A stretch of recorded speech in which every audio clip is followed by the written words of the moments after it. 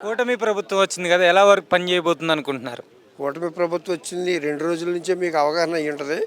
వాళ్ళు ఏదైతే మేనిఫెస్టోలో పెట్టారో, ఏదైతే పబ్లిక్‌లో తిరిగి హామీలు ఇచ్చారో, అయన్నీ కూడా చంద్రబాబు నాయుడు గారు గాని, పవన్ కళ్యాణ్ గారు గాని ఏ విధంగా వాళ్ళ చర్చలో ఉద్యోగులతో చర్చలు చేస్తున్నారో, గతంలో నుంచి జరిగినటువంటి ఏదైతే ఉందో ప్రభుత్వం పంచాయతీలని నిర్వీర్యం చేసి, వేలాది కోట్ల రూపాయలు మళ్లించేసి, అటు అంగన్వాడీలు కానీ ప్రతి ఒక్కరి రూపాయలు మళ్లించి అవి ఎక్కడ పెట్టారో తెలియని పరిస్థితిలో పవన్ కళ్యాణ్ గారు ప్రశ్నేస్తే జవాబు చెప్పలేని పరిస్థితిలో సెక్రటరీస్ కానీ అందులో పనిచేసే ఉద్యోగస్తులు కానీ ఉన్నారని చెప్పి నేను తెలియదు. కొడాల నాని గారు అంటున్నారు, పెట్టిన మేనిఫెస్టో వాళ్ళు ఏది రిలీజ్ చేయలేరు తెలుగుదేశం ప్రభుత్వం అంటున్నారు. నిజమేనా?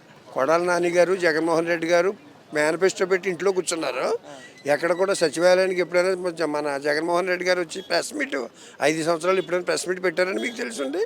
ఆయన ఇంట్లో కూర్చుని వచ్చిన డబ్బుల్ని అప్పులు చేసి, ఇప్పుడు జనరల్గా మనం ఏది కార్యక్రమం చేయాలన్నా నేనున్నాను ఒక యజమానిగా, నేనేదైనా సంపాదింస్తే అది నా ఇంట్లోకి కానీ వేరేగా వనరులు కానీ సమకూర్చుకుంటాం. ఆదాయం వచ్చినప్పుడు ఏదైనా చేయడానికి ఉంటుంది. నువ్వు ఆదాయం లేకుండా ఇక్కడ ఎవరైనా పరిశ్రమలు పెడుతుంటే వాళ్ళని తరివేసి ఇక్కడ ఏమీ లేకుండా ఈ 5 సంవత్సరాలు విలాసవంత భవన్లో కూర్చుని సచివాలయం అనుకున్నారు జనాలకు. ఇప్పుడు అర్థమైంది. నీ తాడేపల్లి ప్యాలెస్లో కూర్చుని ఎప్పుడైనా పబ్లిక్లో వచ్చి మీలాంటి ప్రెస్ ముందు చెప్తే మీరు వేసిన ప్రశ్నలకి సమాధానం చెప్పలేక అందులో పబ్జి ఆడుకుంటూ ఉన్నాడని చెప్పి చాలామంది చెప్తారు. మనం అయితే చూడలేదు అనుకోండి. పరిపాలన అన్నది ఎక్కడ చేయలేదు. అయినా ఆ వచ్చిన డబ్బు కొంత డబ్బుని అప్పు తెచ్చి ప్రజలకి తాయిలాలుగా ఇచ్చారు. ప్రజలందరూ తెలుసుకున్నారు ఇది తప్పు. ఈ తాయిలాల వల్ల ప్రజలు ఉపయోగపడరు. ఎప్పుడూ కూడా అభివృద్ధి చేయాలి అంటే కూడా మన ఆదాయం రావాలి. ఆదాయం తెచ్చే శక్తి యుక్తి కూడా మన మాజీ ముఖ్యమంత్రి గారు చంద్రబాబు నాయుడు గారికి ఉంది. దానికి తోడు పవన్ కళ్యాణ్ గారు ఉన్నారు. వీళ్ళిద్దరికీ తోడు నరేంద్ర మోడీ గారు ఉన్నారు. కాబట్టి రాబోయే రోజుల్లో ఈ ఆంధ్రప్రదేశ్ని సస్యశ్యామలం చేస్తారని మేమందరం కూడా ఆశపడుతున్నాం. వైసీపీ ఎమ్మెల్యేలు కొంత నాయకులు ఏమంటున్నారంటే ఈవీఎంలు తేడా పేపరింగ్ జరిగిందని అంటున్నారు. నిజమేనా?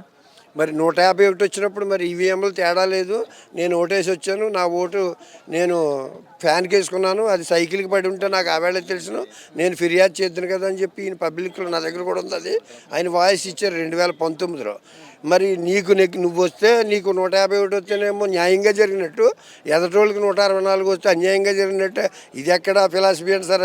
సీఎం గారు ఎవరికైనా ఓటే మీ ఎమ్మెల్యే మీ పార్టీ మా తరపున నెగ్గినటువంటి మీ ఎమ్మెల్యే రాపాక వరప్రసాద్ గారు ఈవీఎంలో ఏమీ తప్పులేదు, ఈవీఎంలన్నీ కూడా కరెక్ట్గానే ఉన్నాయి, అది తప్పుడు ఆరోపణలు చేస్తున్నారు అని చెప్పి ఆయనే చెప్పారు. మీ ఎమ్మెల్యేకి చెప్పినటువంటి ఆ మాత్రం జ్ఞానం కూడా మీకు లేకపోతే మేమేం చేయగలం? అంటే మీకు కలిసి వస్తేనేమో సక్రంగా ఉన్నట్టు, ఎదటి వాళ్ళకి సీట్లు ఎక్కువ వస్తేనేమో ఆ ఈవీఎంలో తప్పు అన్నది. ఆ తప్పేది నిరూపించండి సార్ మీరు. మళ్ళీ అలానే నిన్న సభలో అంటున్నారు, జనాలు మనల్ని మోసం చేశారు, మన కార్యకర్తలను కొడుతున్నారు, మళ్ళీ మనం ప్రజల్లోకి వెళ్ళాలని చెప్పేసి జగన్మోహన్ రెడ్డి గారు అంటున్నారు. మరి ప్రజల్లోకి వస్తారా? నిజంగా ఈరోజు మనం చెప్పుకోవాలంటే గతం 5 సంవత్సరాల నుంచి వాళ్ళు ప్రజలను కానీ మంత్రులను కానీ ఈ రాష్ట్ర అధ్యక్షుల్ని ప్రతి ఒక్కరిని అటు తెలుగుదేశం జనసేన నాయకుల్ని కార్యకర్తని పెట్టిన ఇబ్బందికి ఈవేళ నిజంగా కూడా పవన్ కళ్యాణ్ గారు కానీ చంద్రబాబు నాయుడు కానీ చాలా ఓపికగా మనం ఎక్కడ మనకి ఓటర్స్ మనకి అధికారం ఇచ్చారు, అధికారాన్ని దుర్వినియోగం చేయకుండా ప్రజా పరిపాలన చేయాలని చెప్పి అంటున్నారు. కానీ వాళ్ళు చేసినట్టుగా వాళ్ళ గతంలో ప్రజలను ఇబ్బంది పెట్టడం కానీ నాయకుల్ని కానీ రాజకీయ నాయకుల్ని కానీ ఇబ్బంది పెట్టినట్టుగా వాళ్ళిద్దరూ అనుకుంటే ఈవేళ ఈ రాష్ట్రంలో ఉండాలి. దేశం వదిలి పారిపోయే పరిస్థితి వచ్చిన ప్రజలు అంత విసిగి వేశారున్నారు. కేవలం చంద్రబాబు నాయుడు గారు పవన్ కళ్యాణ్ గారు మాట మీద వాళ్ళు ఎక్కడ ఏ విధంగా చిల్ల జరగవచ్చండి. ఎందుకంటే అందరూ వాళ్ళు చెప్పినట్టు మాటలు ఇచ్చిందంటే వాళ్ళు పడినటువంటి బాధ, వాళ్ళు అక్కడ ఉన్నటువంటి స్థానిక నాయకులకి పెట్టినటువంటి ఇబ్బందికి వాళ్ళు ఏమైనా రియాక్ట్ అయితే అవ్వచ్చు. కానీ వాళ్ళు ఎక్కడ కూడా ఏ విధమైన సమన్వయంగా చేసుకుందామని చెప్తున్నారో, ఎక్కడైనా 1-2 సందర్భాలు జరిగితే జరగచ్చు.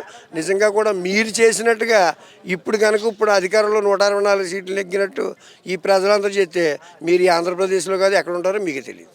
కూటమి ప్రభుత్వం అన్నది ప్రజలు నమ్మి పవన్ కళ్యాణ్ గారిని, నారా చంద్రబాబు నాయుడు గారిని, నరేంద్ర మోదీ గారిని కూడా నమ్మి అఖండ విజయంతో ఈవేళ పరిపాలన బాగుంటుందని అఖండ విజయంతో నెగ్గించారు. ఈవేళ ఆ పరిపాలన ఎలాగుంటుంది అంటే గత పరిపాలన చంద్రబాబు నాయుడు పరిపాలన ఎలాగుందో చూసాం.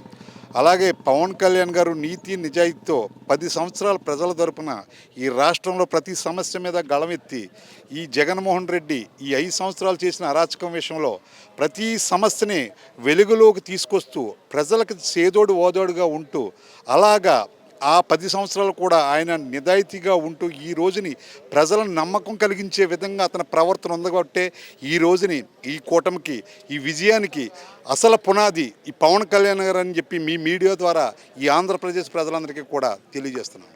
సార్ ఇప్పుడు చంద్రబాబు నాయుడు గారు గెలిచిన తర్వాత మేనిఫెస్టోలు రిలీజ్ చేయలేరని చెప్పేసి కొడాల నాని గారు ఆరోపణలు చేస్తున్నారు. చేస్తారా చేయరా మేనిఫెస్టోలు రిలీజ్? ఇప్పుడు వీళ్ళు గత 5 సంవత్సరాలు 2014లో చంద్రబాబు నాయుడు గారి పరిపాలనలో తీసుకొచ్చిన అప్పులు ఎంత, ఈ 5 సంవత్సరాల్లో వీళ్ళ తీసుకొచ్చిన అప్పులు ఎంత, ఈ అప్పుల్ని పేరు చేసుకుంటే ఈ అప్పులకి ఈ రాష్ట్ర ప్రజలకి పంచిపెట్టిన దానికి బేరేజ్ వేసుకుంటే ఎన్ని లక్షల కోట్లు అవినీతిమయమైనయో ఈ 5 సంవత్సరాల్లో వాళ్ళ పరిపాలన విధానం ఏమిటో ఎవరెవరు ఏ స్కాములు చేశారో ఆ స్కాములు బట్టి చూసుకుంటే ఎట్టి పరిస్థితుల్లో కూడా ఆ స్కాములు ఈ ప్రభుత్వం ఉన్నది ఈ ఎన్డీఏ ప్రభుత్వంలో ఉన్న ఈ నాయకులు కానీ ఎవరో కానీ చేయరని చెప్పి ఆ నమ్మకం ప్రజలకు ఉంది. ఆ స్కాములు చేయకుండా ప్రజలకే చేస్తే ఖచ్చితంగా ప్రతిదీ కూడా ప్రజలకే న్యాయం చేసే విధంగా ఈ పరిపాలన ఉంటుందని చెప్పి ఆ మేనిఫెస్టోని ఇమీడియట్గా ఇంప్లిమెంట్ చేసే విధంగా వాళ్ళ పరిపాలన ఉంటుందని చెప్పి మీ మీడియా ద్వారా తెలియజేస్తున్నాను. ప్రభుత్వం రాగానే మా కార్యకర్తలను కొట్టారని చెప్పేసి జగన్మోహన్ రెడ్డి అంటున్నారు. అది నిజమా అబద్ధమా? జగన్మోహన్ రెడ్డి అనే వ్యక్తి ఈ రాష్ట్రం 5 సంవత్సరాల్లో వెలాంటి అరాచక పాలన రాజ్యాధికారం గవర్నమెంటు ఇచ్చిన రూలింగ్ని అంబేద్కర్ రాజ్యాంగం రాసిన ఆ రాజ్యాంగం లా ప్రకారం కాకుండా అతని రాచరికం కదా, అతని రాచరికం, అతని దర్పం, అతని విధంగా ఈ 5 సంవత్సరాలు ఏ రకంగా పరిపాలన చేసి ప్రజలని అటు నాయకుల్ని ఇటు పోలీస్ వ్యవస్థను కూడా అతను చేయుది మనిషి విధంగా ఆ పోలీసులు అతను సన్మతి చేసుకుంటూ వాళ్ళని ఒక రకమైన ఆ వృత్తికి కళంకం తీసుకొచ్చే విధంగా ఎంతమందిని భ్రష్టు పట్టించాడు అన్నది రాష్ట్ర ప్రజలకు అందరికీ తెలుసున్నదే. ఇవాళ ఆయన మాట్లాడే దాంట్లో ఎవడో కూడా పరిగణలో తీసుకోరని చెప్పి జగన్మోహన్ రెడ్డి గారు అసెంబ్లీకి వస్తారా రారా? ఆయన వస్తాడు. ఎందుకంటే ఆయన ఎంచేపు కూడా మేకవని పుల్లా చూస్తూ ఉంటాడు. ఏది సబ్జెక్టు మనకు అనుకూలంగా ఉందా, నటించడం బాగా అలవాటు కదా ఆయనకి, ఎంచేపు నటిస్తూ ఉంటాడు. ఇప్పుడు నిజంగా ఆ రోజున రాజశేఖర టైంలో నిజంగా ఎంతమంది పోయారో రాష్ట్రంలో తెలియదు, కానీ ఆ వంకని మామూలుగా పోయిన కూడా పరామర్శ పేరు చెప్పి రాష్ట్ర ప్రజలను ఏమార్చి ఆ రోజు 2019లో ఆయన నెగ్గడం జరిగింది. అలాగే ఇప్పుడు సింపతి కోసం చూస్తున్నాడు ఆయన. ఆ సింపతి ఏదో రకంగా మనకు దొరకాలి. ఇప్పుడు ఏంటంటే కార్యకర్తలు ఎంతమందికో అన్యాయం జరిగిపోయింది, ఈ కార్యకర్తలు ఎంతమందినో చంపేశారనే విధంగా ఇతను ఈవేళ ప్రోద్బలం చేసుకొచ్చి ప్రజల్లోకి రావాలని చూస్తున్నారు. కానీ ఇదివరకులా ప్రజలు లేరు. ఇప్పుడు అతను నమ్మి పరిస్థితి ఖచ్చితంగా లేదు. అతను బూటక నాటకాలన్నీ కూడా ఖచ్చితంగా మొన్న ఎలక్షన్లో కట్టారు. అలాగే అతను ఏం మాట్లాడినా కూడా ప్రజలు అసహించుకునే విధంగా అతని ప్రవర్తన తీరు కూడా అలాగే ఉందని చెప్పి కౌరవ సభ పాండవుల సభ అన్నది ఈ 5 సంవత్సరాల పరిపాలనలో ఈ రాష్ట్ర ప్రజలకి అభివృద్ధి రూపంగా ఈ ఎన్డీఏ కూటమి ఈ ప్రభుత్వ విధానాలు ఉంటాయని చెప్పి మీ మీడియా ద్వారా తెలియజేస్తున్నారు.